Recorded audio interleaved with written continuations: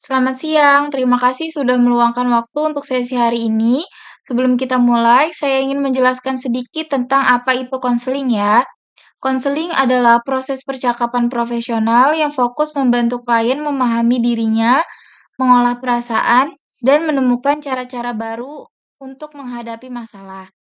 Konseling bukan tempat untuk menghakimi, tapi tempat yang aman untuk bercerita, melepaskan beban, dan melihat masalah dari sudut pandang yang lebih jernih. Dalam proses ini, saya akan mendengarkan dengan penuh perhatian, memberikan umpan balik, dan mengajak Anda mengeksplorasi diri, tapi kendali atas keputusan selalu tetap di tangan Anda. Jadi, kalau ada hal-hal yang membuat Anda tidak nyaman, silakan bilang ya. Tujuan saya adalah memastikan sesi ini terasa aman dan membantu. Baik, sebelumnya saya ingin dengar dulu bagaimana kondisi kamu saat ini, secara fisik dan emosional. Apa yang kamu bawa ke sesi kita hari ini? Siang Kak, jujur badan saya rasanya agak capek, emosi juga agak turun naik karena banyak tekanan dari kantor. Tapi saya tetap ingin melaksanakan sesi konseling hari ini. Terima kasih sudah berusaha hadir meskipun kondisi kamu lagi berat. Kamu datang ke sini dalam keadaan lelah, tapi tetap memilih untuk mencoba mencari jalan. Itu sudah menunjukkan bahwa kamu punya keinginan kuat untuk memperbaiki keadaan. Dan itu sesuatu yang layak untuk diapresiasi. Supaya kamu merasa aman selama sesi berlangsung, saya ingin menyampaikan beberapa asas konseling. Di antaranya ada asas kerahasiaan. Semua cerita kamu di sini aman dan hanya untuk keperluan konseling, tidak akan terekspos tanpa seizinmu. Yang kedua, ada asas kesukarelaan. Kamu mengikuti sesi ini karena pilihanmu sendiri. Kalau butuh jeda atau berhenti sebentar, kamu boleh bilang kapan saja. Yang ketiga, ada asas keterbukaan. Saya mengajak kamu untuk cerita apa adanya tanpa harus terlihat kuat atau baik-baik saja. Yang keempat, ada asas kemandirian. Tugas saya membantu kamu menemukan pilihan dan kekuatanmu sendiri, bukan memutuskan untukmu. Yang terakhir ada asas kegiatan. Di akhir sesi, kita akan buat satu atau dua langkah kecil yang bisa kamu coba minggu ini. Sebelum kita lanjut, apakah kamu setuju dengan asas-asas ini? Iya Kak, setuju. Baik, hari ini tujuan kita adalah memahami apa yang sedang kamu alami di pekerjaan sebagai engineer. Bagaimana itu mempengaruhi hidup personalmu, serta mencari strategi ringan tapi efektif untuk membantumu merasa lebih seimbang. Kalau kamu sudah siap, kita bisa mulai. Boleh ceritakan sedikit lebih detail apa yang paling membuatmu tertekan dalam beberapa minggu terakhir di kantor? Yang paling kerasa itu deadline sih Kak, jadi saya lagi ngerjain beberapa proyek sekaligus. Timnya itu kurang orang, tapi target tetap berjalan. Hasilnya saya sering lembur, bahkan kadang kerja dari rumah, pikiran kayak nggak berhenti. Oh, jadi kamu menghadapi banyak proyek, waktu pengerjaan sempit, diskors kurang, dan akhirnya kamu terjebak lembur terus-menerus. Rasanya seperti kamu harus tetap mengisi kekosongan tenaga kerja yang sebenarnya bukan tanggung jawab pribadi, tapi tetap kamu pikul. Benar gitu? Iya Kak, benar. Rasanya kayak saya harus mengerjakan semuanya padahal kapasitas saya sendiri terbatas. Itu pasti sangat berat. Situasi seperti ini tidak hanya menguras energi fisik, tapi juga mental. Wajar kalau kamu merasa jenuh, lelah, bahkan kewalahan. Saat kamu menghadapi tekanan itu, emosi apa yang paling sering muncul? Marah, sedih, cemas, atau campuran semuanya? Kalau boleh jujur sih saya lebih ke capek dan cemas sih Kak. Capek karena kerjaan yang nggak ada habisnya, cemas karena takut nggak bisa memenuhi ekspektasi. Cemas karena merasa harus tetap bisa. Meski tubuhmu sering mengirim sinyal kelelahan, kedengarannya seperti kamu punya beban bahwa kamu harus selalu on, selalu siap, selalu kuat. Iya Kak, kadang saya merasa saya nggak boleh gagal.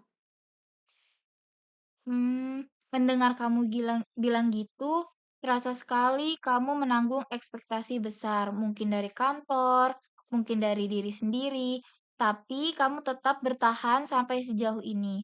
Kamu sudah melakukan yang terbaik. Mmm, Berlanjut, kalau kita bergerak ke kehidupan di luar kantor, apa yang paling berubah sejak tekanan ini muncul?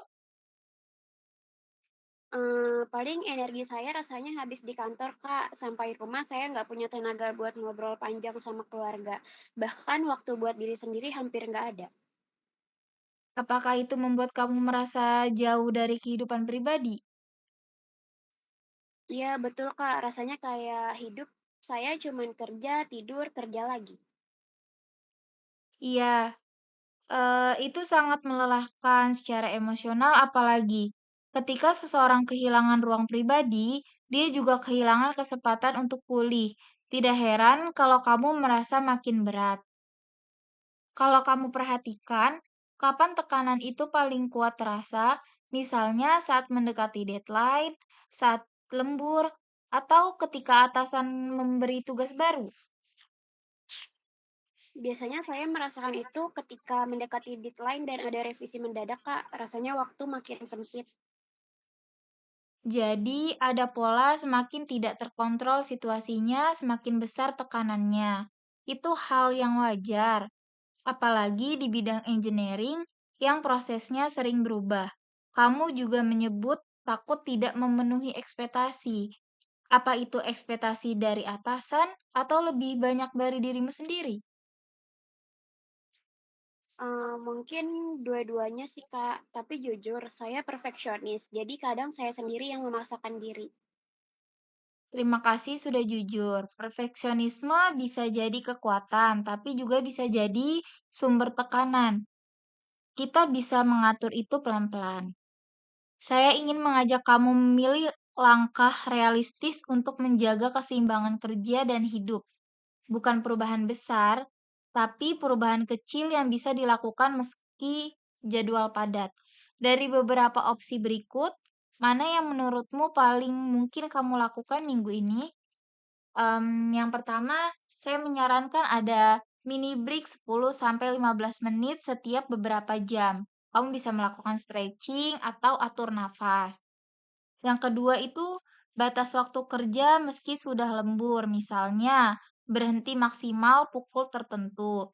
Yang ketiga itu ada quality time singkat.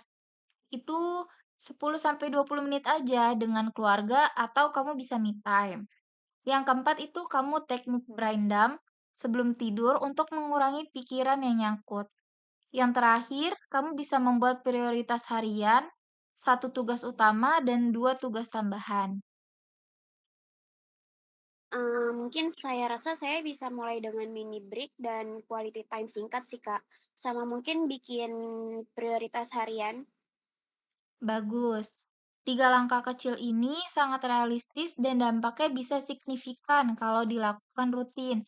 Kita juga akan perlahan-lahan melatih cara kamu berdialog dengan diri sendiri supaya tekanan harus selalu bisa sedikit berkurang. Sebelum kita akhiri sesi ini, saya ingin merangkum apa yang sudah kamu sampaikan dan apa yang sudah kita susun.